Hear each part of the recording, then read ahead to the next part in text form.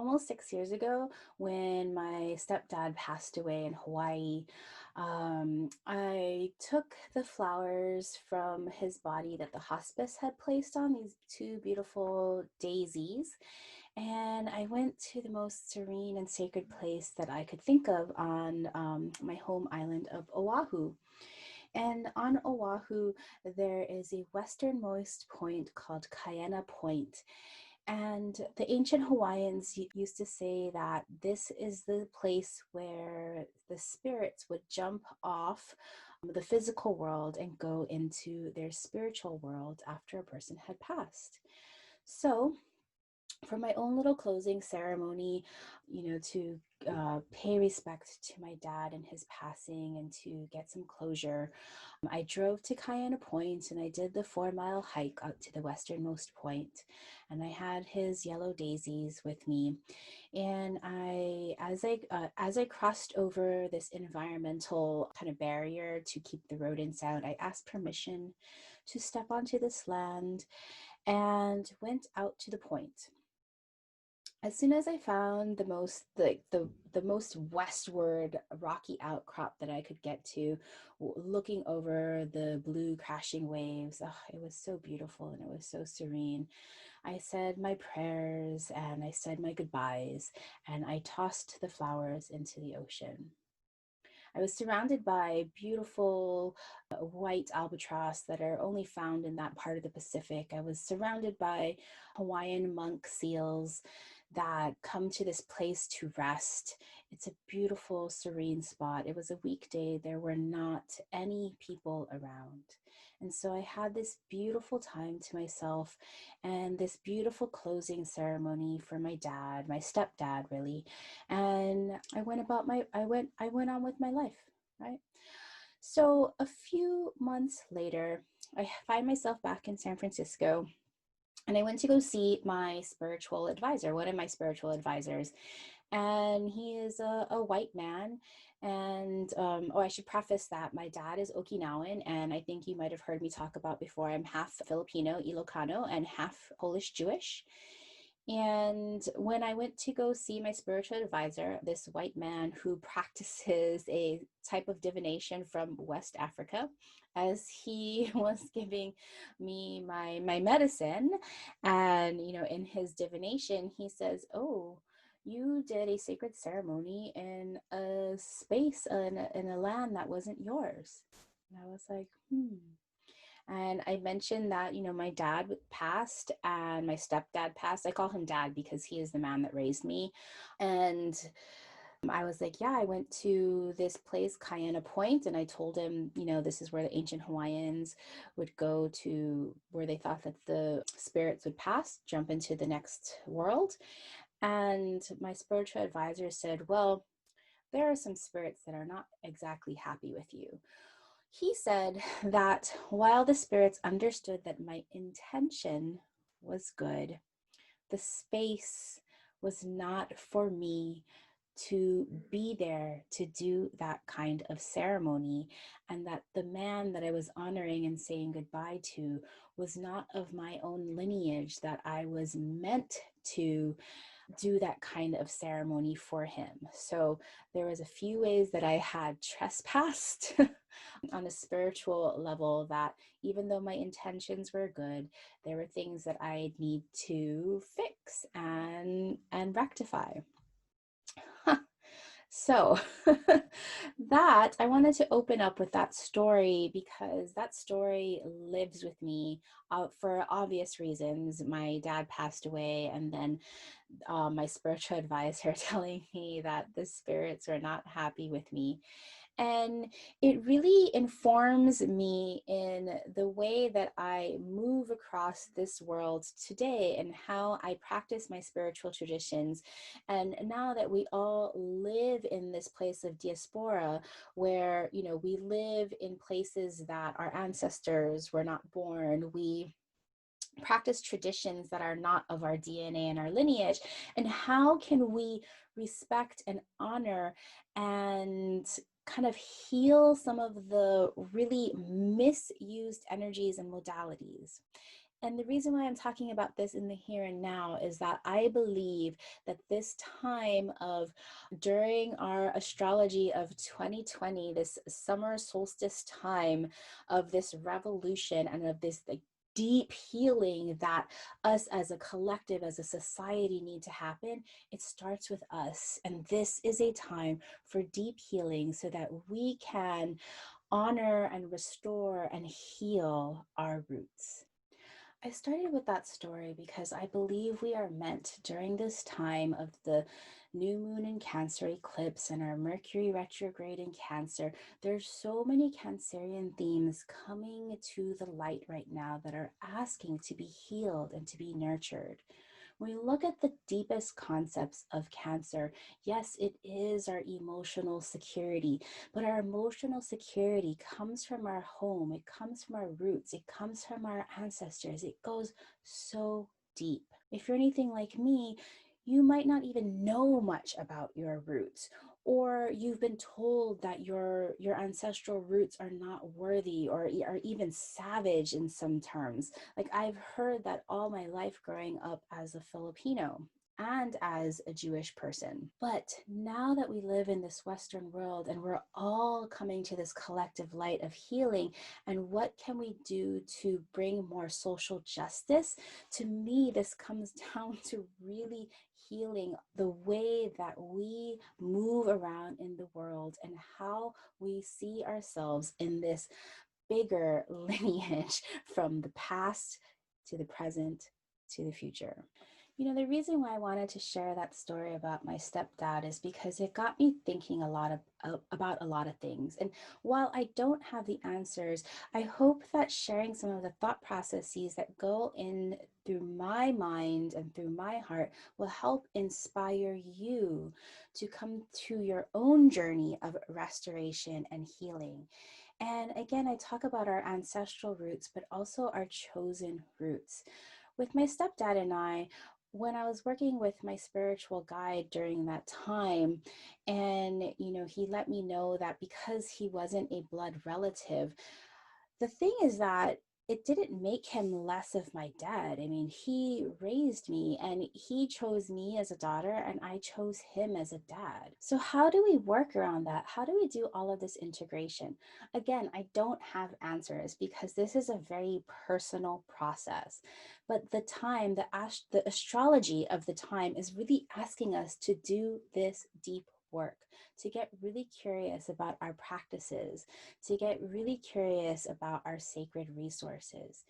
Where do these resources come from? Where do these practices come from? And do I have permission to use them? Is there a way that I can give back to make sure that the right people and heritages are getting honored? I know that I have a lot of work to still do, right? The more work we do and the more our light expands, the more we are called to continue on doing this deep work. Now, there's no wrong way if you ask permission and pay respect. In today's episode, we are going to be talking all about this new moon in Cancer and this Cancer season during the mid-year solstice that is asking us to really go deep and create the space for healing to happen. I know you can already feel this on a personal level. I know you can feel the drive to make better your business through all of this healing. And I know that you already feel the drive to do the collective healing that will make our world a more equitable place. So let's take a look at all of this. On June 20th at 2:44 p.m. Pacific, 5:44 p.m. Eastern, the sun will move into the cardinal sign of Cancer. When the sun moves into Cancer, we have solstice. On the northern hemisphere, it's summer solstice, and on the southern hemisphere, it is winter solstice. Regardless of what hemisphere you are on, the solstice is a time of great release. The Earth's magnetic field, as I've come to understand, is at an all-time high, and the Earth vibrates with this energy. So, this year's solstice in 2020, if you've been following me over the last couple of episodes, I've been talking about astrology of a revolution and how 2020 is a huge and pivotal year. And this solstice at the mid-year is like a pivot within a pivot, a seismic shift.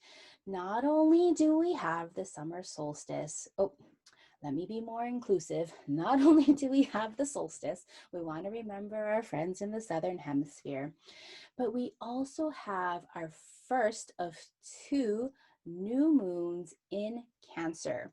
And this first new moon that happens just a few hours after the solstice at 0 degrees Cancer, 21 minutes. Oh my gosh, it's also an eclipse. And it's happening during a Mercury retrograde. So we are getting wave after wave after wave of all of the Cancerian themes coming to light. If you're not ready to do this introspective and reflective healing work, you are going to feel like you are being taken down by wave after wave after wave in the ocean. But I know most of you here listening are the enlightened type and are looking to see how to best use this astrological time to its fullest potential. So before we talk about the eclipse and what to do and what not to do about the eclipse, so let's talk about Cancer season for a little bit. Cancer is a water sign, the first of three of the water signs, and it is a cardinal sign ruled by the moon, the divine mother. At its highest vibration, Cancer is about support and emotional security, healing, and nurturing. It's about us being able to create safe spaces in our communities. And if you are a business leader, you have a community you are meant to lead.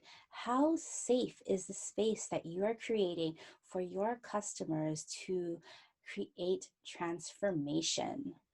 We know that if we're not in an emotionally secure place, we are unable to make the meaningful transformation in ourselves. If you've ever worked with any doctors or healers, or you are a doctor or a healer, you know that for true healing to happen, somebody needs to feel secure.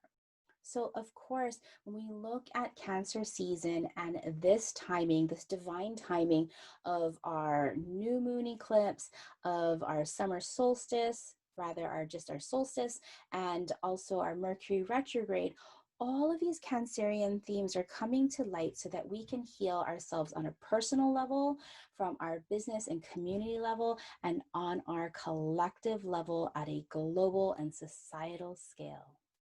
And one of the themes about Cancer is about safe spaces and safe communities. And I don't know if you've ever noticed, but even your learning does better when you're learning together in a community, being surrounded by other people that inspire you, that other people that are as driven as you. So, if you're a spiritual entrepreneur and you are looking for a community in which you can also grow your brand visibility, I'm opening up my Luminary Rising Brand Immersion program again, because in July, we're going to be working on all of this deep healing in terms of our moon sign. We'll be diving deep about what the moon, our own moon sign, has to teach us about working within our own energies, how we desire to be seen in the world, and where we need to bring more tender, loving care. Yes, this matters in business. So if you're interested in joining my community, please go to thesavvyluminary.com/rising. So let's talk a little bit about the new moon eclipse in Cancer and the astrology of it. As I mentioned earlier, we get two new moons in Cancer this year. One at the very beginning at 0 degrees and 21 minutes of Cancer, and then one later at 29 degrees of Cancer. So this first new moon in Cancer is actually an eclipse. And if you've been following me for a while or you follow other astrologers, you know that new moons are in time of planting your seeds of intention. Now, there is a caveat with eclipses, new moon eclipses, because eclipses are kind of these wild cards. Eclipses are this kind of rush of energy that's almost so uncontrollable because it's such a burst of energy. So, setting your intentions for a new moon eclipse is a little bit different because you have to expect the unexpected. And also with this new moon and eclipse in Cancer, to me, this new moon feels much more introspective and healing, and this place of I used this word with somebody else the other day, balsamic, and she was like, vinegar. And I was like, no, not vinegar, balsam, like a healing ointment. And so this is an extremely healing time. When the new moon is exact on June 20th or 21st, depending on where you live, we will also be right in the middle of our Mercury retrograde, still at 14 degrees of Cancer. And so last week I talked all about this Mercury retrograde. And if you haven't already listened to that podcast, I would go ahead and listen to that episode because the themes really, really overlap. The way I see the energies of this new moon eclipse in Cancer, we will be feeling the effects of this energy for the next 6 months. When this energy comes to a culmination during our full moon in Cancer during December. Full moons are the ending of a cycle. So to me, we're at the very beginning of this healing process, and we get to decide what we want to heal, how we want to feel when we heal, and how we're going to really expand that healing, not just within ourselves, but within our communities, and then of course within our society. This intention that you'll be setting during this new moon eclipse is much more reflective and internal, right? I mentioned that earlier. To me, this energy desires to be tranquil and to create safety to support the monumental healing that we're going to be doing personally in our families and in our communities. So next, I'm going to give you, kind of a modified 6 steps to create a restoration ritual. It's kind of similar to the intention ritual. The steps are pretty much the same, but we're going to be doing this very specifically for this balsam time. So number one, what I'd like you to do is I want you to clear your space. This is really more important than any other time because if we remember, Cancer theme is about the home, right? So your home office, wherever you are working right now could be considered the home of your business, your website, your computer stuff. I talked a little bit about this in the Mercury retrograde, so I won't repeat that. But, wherever you call your home, clear the clutter, both physically, emotionally, and spiritually. Create a sacred space for your ritual. Number two, I'd like you to get in stillness. During a normal new moon intention ritual, I would ask you to get into flow. But in Cancer, there's this element of stillness.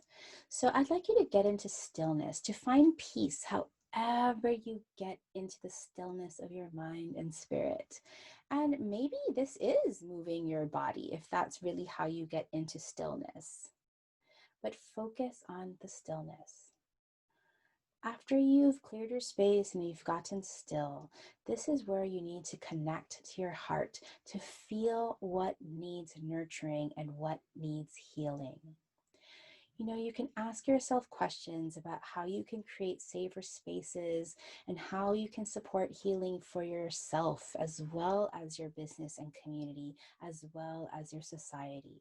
Write these feelings down. Don't dismiss any of the feelings that come up. Trust them. And if there's certain energies that feel more magnified or more vibrant, go down deeper. I know for me, a lot of ancestral healing is coming up. Like, I really need to do the work to get to my roots, to find all of those hidden things that were, that were kept from me because, my parents and my grandparents and my great grandparents actually thought that they were protecting me. But now that I'm an adult, I feel the urge to do this deep research. So next, after you feel into what needs nurturing and you have some clear ideas about what you would like to heal, then you want to get a cup of fresh water and state what needs restoration. If you've been following me for a while, you know that I believe in the power of words. And when we say words out loud, we are in essence taking the first step towards manifestation. And because we're working with Cancer, and Cancer is a water sign, to a cup of fresh water, I'd like you to state your intentions on all of the three levels: for your personal level, for your community level, as well as your collective level. I'd like you to speak your feelings and your intentions into this cup of water with clarity and with good intentions. Next, what I'd like you to do is find a plot of earth. This could be in your garden. If you don't have a garden, you could even find a potted plant. I'd like you then to pour these intentions, pour this water into the earth. And then later, after that, I'd like you to give thanks and let go of the outcome. Be sure to thank your spirit guides if you've brought in any for your ritual, and thank your highest self for their support. Release them as well as your expectations. And over the next few days, as the light begins to grow after the eclipse and the moon, then you can activate your intentions by planning how you want to accomplish your healing desires. As the moon enters the first quarter phase, then you can take action on your plans. But again, you can see how these intentions are not as finite as with a normal new moon ritual. Please focus on the tranquility and the peace and the healing that you want to bring forth. If you'd like to get more insight as to what the new moon in eclipse in Cancer has for you, I'd like you to start with looking at the house that will be activated by 0 degrees of Cancer. So you can take a look at your natal chart and look for 0 degrees of Cancer and look at which house that falls. And then you can get more insight as to the questions that come up to you, but always with the filter of creating space to allow support and healing. Because wherever you have 0 degrees of Cancer in your chart is where you need to create space to allow support and healing. For me, it's in the first house. And as I mentioned there are definite themes from the last eclipse that we had for the full moon in Sagittarius, laid down some of the groundwork of the things that you were wanting to release. And if you were listening to me when I was talking about that full moon in Sagittarius, I was talking about my need to realize self-acceptance. And guess what?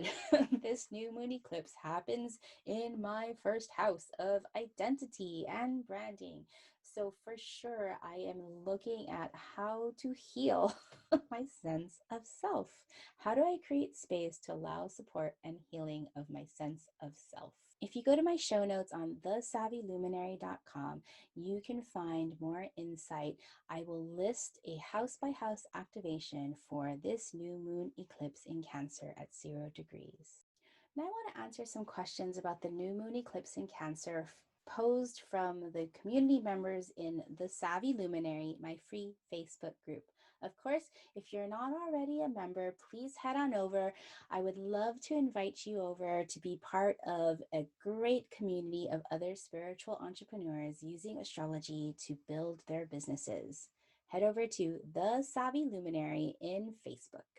So the first question comes from Michelle. Michelle says, what can we focus on during that time to position us to elevate who we are and how we offer our solutions to benefit the world?